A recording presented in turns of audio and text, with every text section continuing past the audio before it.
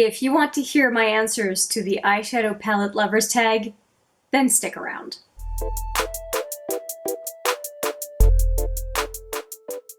Hi there, it's Hélène, and I am finally doing another tag video. I've done way fewer of those recently, but I am an eyeshadow palette enthusiast, and so I thought I would do a couple over the coming number of weeks, just because I love talking about everything eyeshadow, and I just could not resist doing this tag.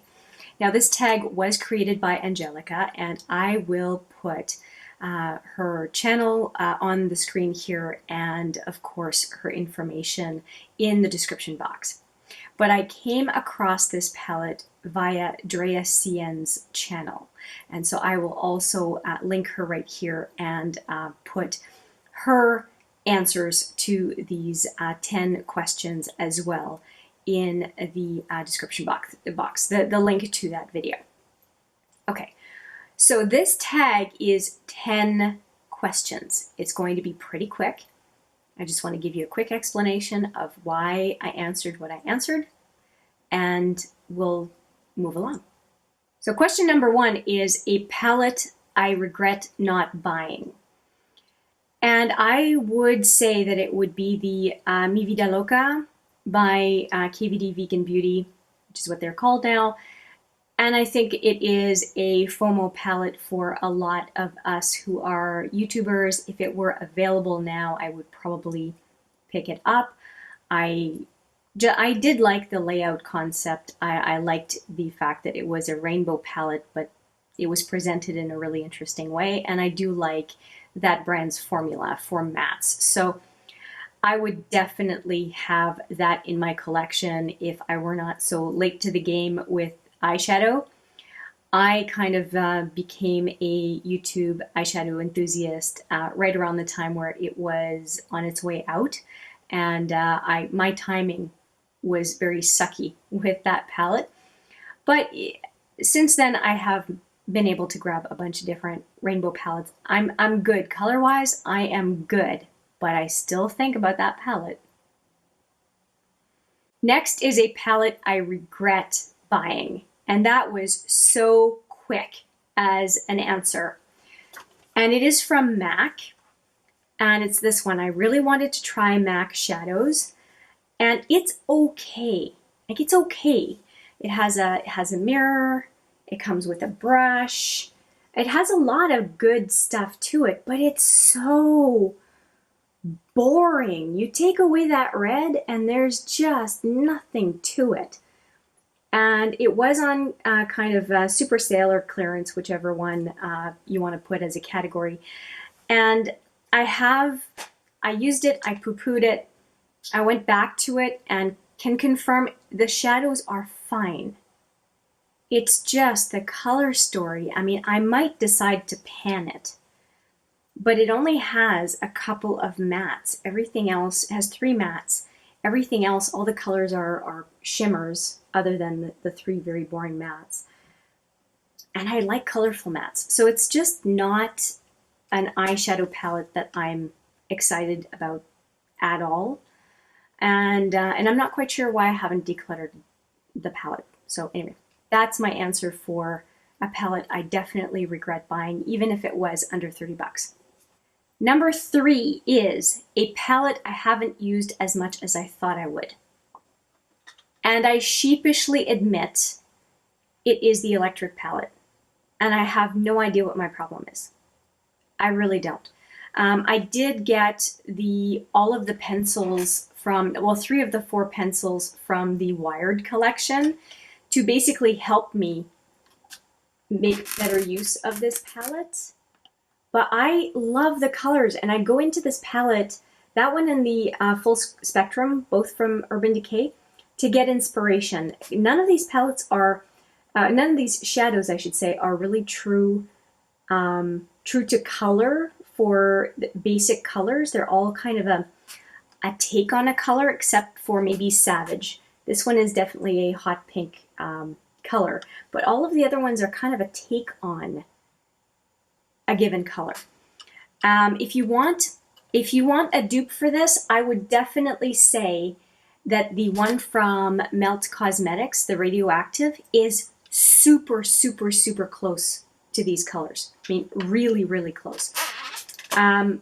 But I love the color story. I have no intention of decluttering. I love the brush in here. The brush is absolutely bomb. But yeah, I look at this palette longingly because I don't understand why I don't use it more. I think I love everything about the concept, everything. Now for a palette that I use more than I thought, I actually have a tie. And it's the Carli Bybel and the Jackie Aina, both from ABH. I did not think that I would like this palette at all. But I kept hearing from people I trust that this was a good palette to get. And I thought, fine, I will try it out. And this is the color story for this palette. Well, as it turns out, every single look I've done with this palette looked great. You can do cool looks, you can do warm looks, you can really do whatever it is that you want to do. So if I were to only be able to keep one ABH palette, it would be really hard for me to pick between this one and Subculture. And I have virtually all of this style of palette from ABH. The only one I think I don't have is Sultry. I know, I missed the boat on that one. But like I said, there was a tie for this one. So another one that I use more than I thought I would is the Carli Bybel palette, I hate bought. And the reason I bought it was because of Kara C here on YouTube. I'll put her channel right here. She kept raving about it, and we tend to have a lot of the same tastes. So I thought, well, okay, let me just get it. So I did. And lo and behold, I really love the color story, even though it is lighter than I would normally go for. And it's a beautiful array of colors. And I like it more than the Amrezy palette, although the shade Barb from Amrezy is the one that just has my heart. But as far as an overall palette, yeah, this one and the Jackie Aina, I am using more than I thought I would. And like I said, it's really a tie between the two. So I thought I would mention both. Now for a half neutral, half colorful, I'm just going to go with a very solid recommendation. I would make this recommendation to just about anyone, whether you like color or you like very neutral shadows. It is a very good palette. And as you can see, there are some colorful shadows and there are also some neutral shadows. You can definitely do a very nice rosy look here. And this column of shimmery shadows is great to finish up a look. So for me, this palette, you can be edgy with color or you can be very neutral. And I would argue that if you take these reddish shades and this green shade, you are going to end up with a very colorful look that no one would argue with you. It's not colorful. And you've got some nice kind of taupey mauves here as well. I think that it's pretty much half. The bottom row and the top row are far more neutral, and then in the middle you've got more of the colorful options, at least when it comes to the mattes. I just think that you can get color out of here, you can get neutral out of here, and it's a palette where you can just grab this one palette and you know that you can create pretty much the right style of look for any occasion. So I like that palette because of that, even though I personally don't use it a whole lot. I'm still very happy I have it in my collection. I think it's a flagship eyeshadow palette for Tarte, for sure. A palette I bought for the packaging. This was so easy. I love this this packaging theme. So I have the Divine Rose 2, I have this one, and then I'm curious about the one that has the green and the purple outer look that's very similar to this one. I don't remember the name of it exactly. Seems like it's like an extraterrestrial kind of a thing. Anyway, let me just open this up. So it's the imagery on it that I love. I don't particularly like the fact that the box is cardboard, because there is a quality issue with the cardboard boxes. They rip in the corners, and you can get one that is defective sent to you, just to let you know. And then this palette, the heavy weight of it, and what that doesn't entice me. It doesn't impress me. I care more about what's in it than this kind of luxe jewelry box type thing. So maybe it impresses some people. I respect that. It's just not my jam. I just find it's a heavy palette to hang on to. It has a beveled mirror, which that's interesting packaging. And really, when it comes to the inside, these 4 shadows is the reason I own the palette. These guys could all be gone and I could not care less. It's just for these. So when I consider how much I paid for it, it is a hefty price to pay for an eyeshadow palette. And it makes me wonder, you know, was it worth it? But I do love the ability to display this. I think it's awesome. And it's the graphic design of the outer packaging that really makes my heart melt. This, not so much. And it's funny because a lot of folks are kind of putting this aside. I always put it back in the box because I want to see this in my background. It brings me joy every time I see it. A palette where I like the shimmers more than the mattes. That was the easiest palette to pick. And it is the Chocolate Gold palette by Too Faced. And I wanted this palette just for the shimmers, basically. That is what I bought it for.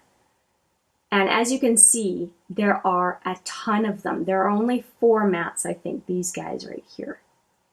And so, yes, I like the shimmers more than the mattes. The mattes are very utilitarian in this palette, and it's all about the shimmery metallics. That's it. And that's all I think of when I think of this palette. I don't even consider the mattes. Even though, of course, there are some, and I love the smell, of course. It's the smell of chocolate every time I open up this palette. So, yeah, love the shimmers in this palette.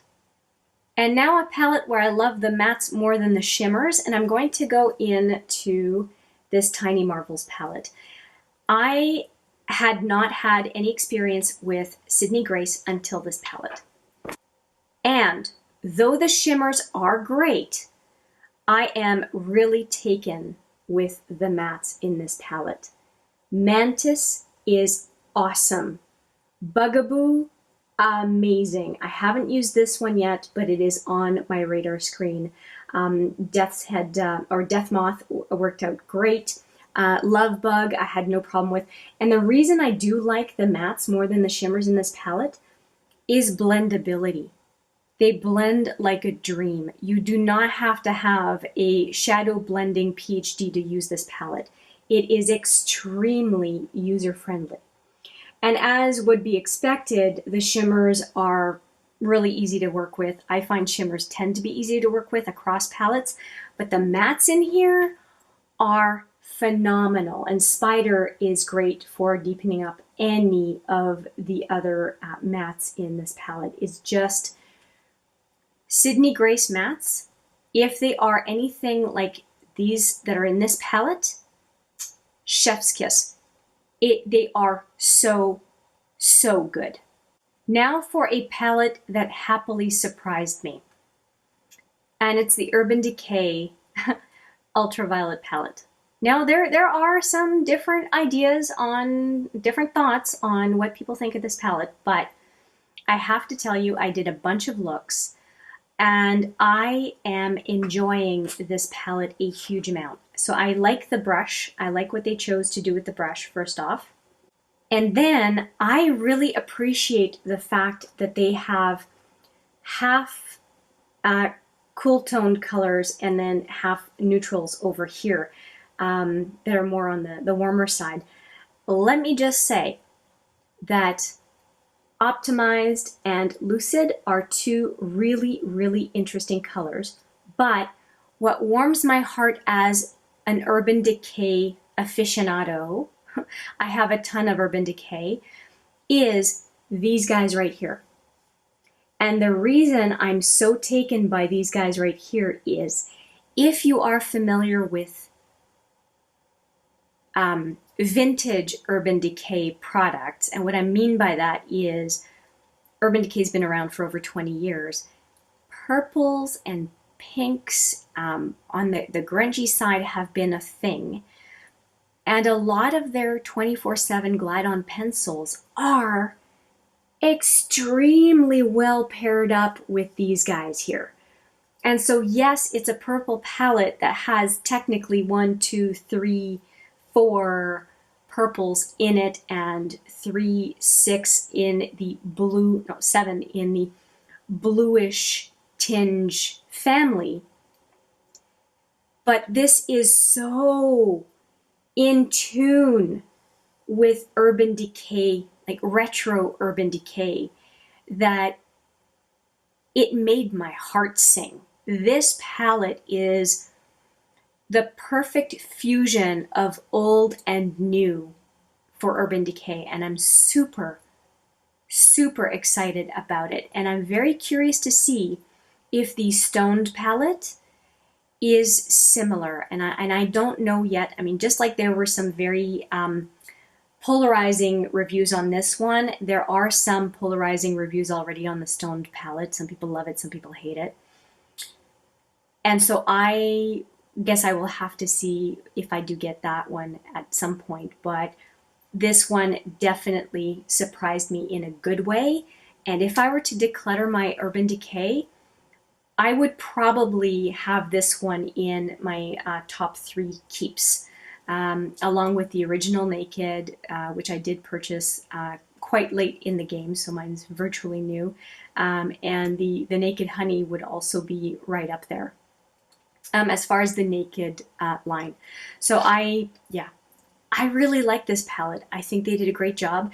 And if you are interested, I will put all of the looks I did with it in the description box. It is definitely a favorite of mine. And I actually think I'm pretty discerning when it comes to eyeshadow palettes, the ones that I love the most versus the least. So take it for what it's worth. And finally, a palette with an interesting color story. This is the reason I purchased this palette from the brand. This is only the second palette that I have from this brand, and it is the Huda Beauty Mercury Retrograde.